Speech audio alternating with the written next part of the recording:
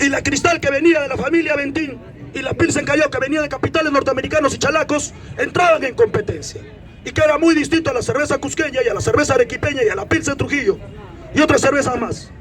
Pero del momento en que Cristal se compró a la Pilsen Callao, y luego se compra cusqueña, y luego se compra arequipeña, y luego se compra toda la cerveza, ¿en qué gobierno fue?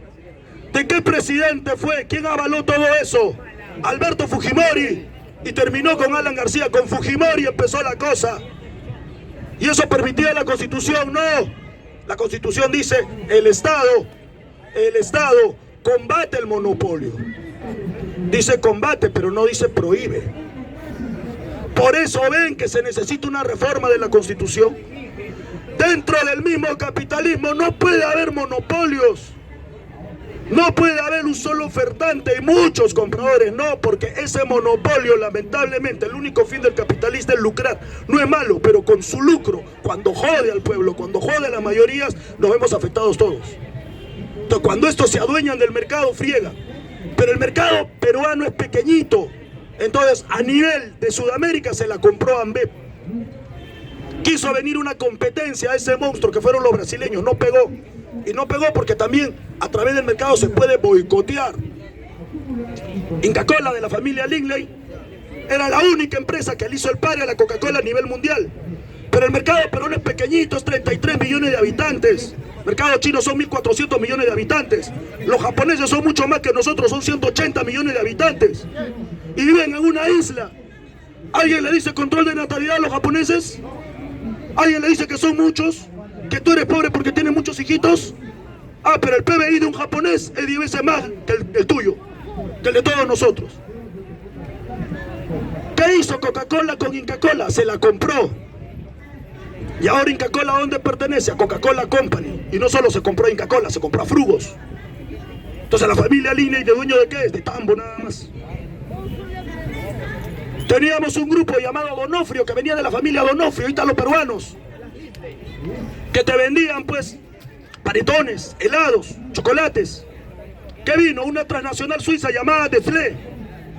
¿Y Nestlé qué crees que hace? Como un Pac-Man, pues el monstruo más grande se come al más pequeñito. Se compró todo. Y ahora Donofrio, ¿a dónde le pertenece? A la transnacional suiza. Nestlé Donofrio. ¿Qué empresas son peruanas? Eso es el resultado del neoliberalismo.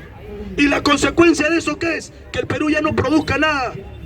¿Cómo es posible que un país agrícola no pueda producir un maldito kilo de trigo, carajo? En este momento de crisis y de guerra, el Perú debiera ser el granero del mundo, el que abastece el mundo. ¿Pero por qué no lo hizo? Porque esta política tiene consecuencias. ¿Cuáles las consecuencias? Yo quiero que tú seas productor, pero no quiero que seas mi competencia. Yo quiero que tú vendas, pero que tú vendas materias primas. Yo no quiero que tú compitas conmigo. El país desarrollado, industrializado voy a ser yo. Tú solamente vendes tus materias primas. Y para eso, ¿qué te mando? Te mando semillas transgénicas, que solamente cultiven, germinen, inmediatamente ahí se acabe. Te exijo a que a través de políticas agrícolas tú utilices fertilizantes artificiales, dependientes. Y si yo subo el costo de los fertilizantes, por ende va a subir el precio de los alimentos. Y por ahí, literalmente te manipulo, te manejo. Pregunta, hermanos, siglo XIX, siglo XVI, siglo XVIII, ¿habían fertilizantes transgénicos? No. ¿Habían semillas artificiales? No. ¿La gente se moría de hambre? ¿Los incas utilizaban fertilizantes transgénicos? ¿Cuál era el fertilizante en nuestras épocas antiguas? Ah, ya. Y eso se sigue utilizando hasta ahorita. Entonces, ¿por qué no querían? Por una cuestión económica, hermanos. Es una cuestión económica. Los desechos de la vaca, los desechos del cuy, los desechos de las aves guaneras, hasta incluso, agárrate, los desechos humanos, se utilizaban como fertilizantes dentro de eso. Y eso genera que el alimento no sea cancerígeno, porque hay que analizar y hay que ser realistas. Gran cantidad de enfermedades que tenemos hoy en día es producto del tipo de alimentación que estamos ingiriendo. Gran cantidad de alimentos que tenemos no son naturales, hermanos. Están siendo derivados. ¿Cómo es posible que el Perú esté importando hasta papas, carajo? Traída de Holanda.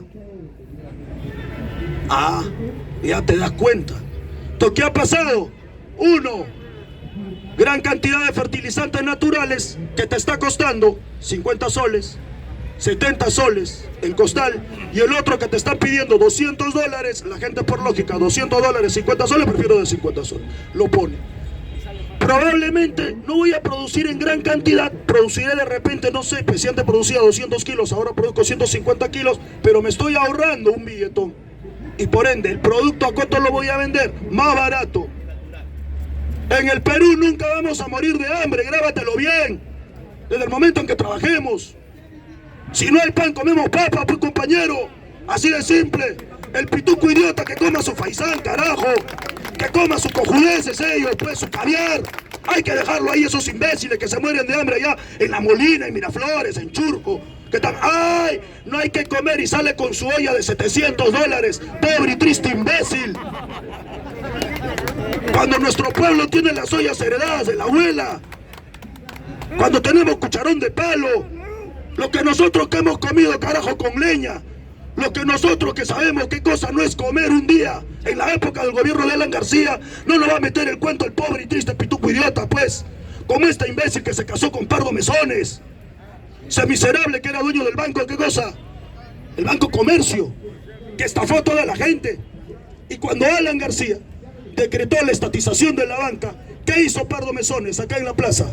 Sacó su colchón, paraíso, lo tiró, se encadenó y dijo, a mí no me quitan mi banco. Ahí estaba. Yo sé la historia, pues compañero. ¿Qué hizo Dionisio Romero? Más rata todavía. Como decía que el gobierno de Alan García, el gobierno del pueblo, agarró y decidió ¿qué cosa? Entregar las acciones del Banco BCP ¿a quién? A sus trabajadores. ¿Y después qué hizo? Sus trabajadores se lo vendieron a él mismo. Ah, ya ves. Te doy un datazo para que lo investiguen. Los Romero no fundaron el Banco Continental. Los Romero no fundaron el BCP, no era su banco. Se lo agarraron, se lo compraron de otros fundadores. Así se hace el capitalismo. Cuando vienen y me cuentan, ay, el capitalista es ético, es moral. Es como que me digas que una prostituta es virgen. No es ético, no es moral. El capitalismo es amoral. No existe ni lo bueno ni lo malo, solo existen los negocios. Punto. Después, por lo tanto, bajo la lógica que encontramos de estos libertarios, de estos libertarados y de este conjunto pues de fujirratas pagadas, es una lógica que ya tiene 40, 50 años y que ha fracasado, que no han llevado a nada. ¿Sabes qué tenemos? Tenemos un mercantilismo chicha, un mercantilismo informal, patético, donde ganan de lo que quieren. ¿Cómo es posible que pongas un pobre y triste tarado como Porky, entre comillas, que se pone todavía apodo de un chancho, López Aliaga, y que en plena entrevista te dice, señor, ¿por qué usted postula a la alcaldía de Lima? Yo no quiero postular a la alcaldía de Lima, no es mi interés ser alcalde. Y la periodista se queda desencajada, pero entonces, no, después. Entonces, si tú no quieres ser alcalde y no quieres postular, ¿por qué postula? Porque el pueblo me lo pide. Porque el pueblo quiere. Porque yo voy a luchar contra el comunismo. Hermanos, les pregunto por lógica. ¿Ese gordo miserable tiene un plan de gobierno para Lima? No. ¿Tiene un proyecto para Lima? No. Entonces, ¿cómo se le llama a ese? Una persona que está, uno, desorganizada, desordenado, improvisado. ¿Y ya hemos tenido un alcalde improvisado o no? Sí, ¿cómo se llamaba? Jorge Muñoz. ¿Y quién lo puso? La prensa. Esos son los resultados. Por eso que Lima es como un tumor. Por eso que Lima ni siquiera arquitectónicamente tiene un plan de desarrollo. Ha hecho un desvío en Miraflores que no le duró ni siquiera 10 minutos, carajo. Sigue el tráfico ahí en la Javier Prado. Esos son los resultados de los bypass. Pero ¿qué también son los resultados? Los millones de dólares que recibe de parte de las constructoras de coima que se embolsica. La solución para el Perú a nivel de transportes no está en bypass. Está en trenes subterráneos, que comunique todos los conos. Y no estoy descubriendo la pólvora con eso, es un proyecto que ya se hace en Chile, que se ha hecho en Colombia, que se ha hecho en Brasil, pero que acá no quieren. ¿Sabe por qué? Porque hay negocios, hay intereses. Lima no es una ciudad enorme, monstruosa, es pequeña. Si comparamos el tamaño de Lima con Loreto, es pequeña. En extensión Lima es pequeña, pero ¿cuál es el problema de Lima? 10 millones de habitantes. De los 33 millones aproximadamente, formalmente, 10 millones acá en Lima. Más los venezolanos, 1 millón más, 11 millones. Todo está tuburizado, centralizado. Y no hay un proyecto de cambio a futuro, y no lo va a haber. ¿Y sabe qué cosa encontramos? Encontramos que la línea 2 del tren eléctrico, adrede, no quieren terminarlo. ¿Qué hacen? 5 kilómetros. Y lo quieren alargar más. ¿Sabe por qué? Porque si la línea 2 lo inaugura Castillo, ¿quién va a quedar como el que ha desarrollado esa obra? Pedro Castillo. ¿Y de quién va a ser el resultado de eso? Porque ya está pagado. Pero no, le conviene que se alargue más para pagar más coimas, para sacar más dinero del Estado y para hacer quedar mal este gobierno, que supuestamente dicen que somos comunistas, ¿no? Que todos los que están parados acá escuchándome ahorita son camaradas, son rojos. O sea, esto es, ya qué cosa, la Plaza Roja de Moscú, yo soy Lenin. Ustedes son soviet, después camaradas, después. Entonces, estos imbéciles no se dan cuenta ahorita que Estados Unidos ha convocado una reunión de la Organización de Estados Americanos, donde no ha ido Nicaragua, donde no ha ido Venezuela, donde no ha ido Cuba, los han expulsado, pero sí ha ido Pedro Castillo. ¿Dónde está el comunismo? Porque si supuestamente Castillo Rojo no iría, pues no tendría que estar hablando en el imperialismo yanqui con el representante del imperialismo.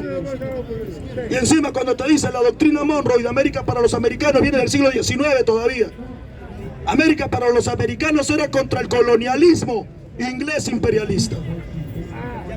Que también tenemos acá en América colonias que siguen dependiendo del imperialismo inglés. Por ejemplo, el país de Belice, que está al costado de México, hablan en inglés y siguen siendo un supuesto protectorado. Las Islas Malvinas, que siguen en manos de los ingleses. Allá. Surinam, que habla francés y que fue colonia de los franceses.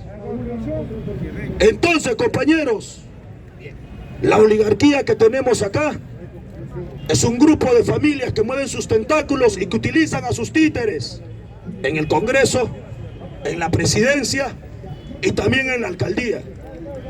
Para estas elecciones municipales de Lima, sobre todo, hay que pensar muy bien y no darle el apoyo a la derecha miserable y asquerosa, que ya sabemos su resultado. Hay que boicotear la candidatura de ese miserable, idiota, infeliz y deudor de López Aliaga, que no va a aportar nada al país y que ni siquiera le interesa nuestro pueblo. Y a la vez hay que boicotear la candidatura de Urresti también.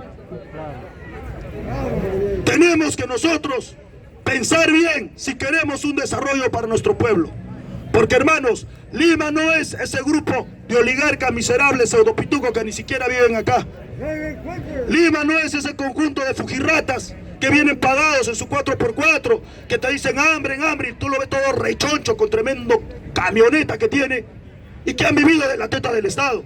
Porque si fueran verdaderos burgueses, estarían en estos momentos haciendo negocio, invirtiendo. Y te doy una última calientita. El precio de los fertilizantes ya está bajando. El precio de los fertilizantes artificiales ya está bajando. ¿Por qué? Porque nadie les está comprando. Porque nadie está consumiendo. Es la lógica del mercado. Si tú no consumes, si baja la demanda, ¿el precio qué pasa? Baja. Si aumenta la demanda, ¿qué pasa con el precio? Sube. Bajó la demanda. Y estamos viendo desde ahorita. Entonces ese cuento de la hambruna, no vamos a morir, el apocalipsis, hay que decirlo bien claro. ¿Quiénes son los que están lloriqueando? Esos pitucos miserables. El intento de los 50 cambios de artículo, hay que luchar ahí, hermanos. Necesitan 87 votos. Pero saben muy bien que ese cambio de constitución de los fujirratas, de la Asamblea Constituyente montesinista, de Patricia Juárez, más la bocachueca de Lourdes Flores Nano, más el miserable, pues, del gatito, pues, reggaetonero, ¿no?, de Flores Arauz, no va a pasar, pues, compañeros. Y si tenemos al gobierno de Pedro Castillo hasta el 2026, tiene que durar hasta el 2026. Tiene que mantenerse. ¿Por qué? Porque hemos elegido de esa manera por él. Así no le gusta, eso es el juego democrático que se ha dado. Si hay acusaciones, que se investigue. Cuando termine su gobierno, Castillo no se va a largar a París, Castillo no se va a ir a Japón, porque no tiene doble nacionalidad, se va a quedar acá, y si es culpable que vaya a la cárcel, pues. Y si no es culpable, que esté ahí. Pero nuestro pueblo no es idiota, pues. Hay que ser bien idiota para creer que Keiko quiere democracia. Esa miserable tiene que responder por los 3 millones de dólares que ha recibido del dueño del BCP, por el dinero que ha recibido de gran cantidad de empresarios corruptos, por el dinero que recibió de Odebrecht. Y tiene que irse a la cárcel esa miserable, porque es la peor lacra y el peor enemigo del país de Perú. Hay que tener bien claro eso, compañeros. ¡Viva el pueblo peruano! ¡Viva la patria! ¡Viva el Perú libre y soberano! ¡Vamos, compañeros!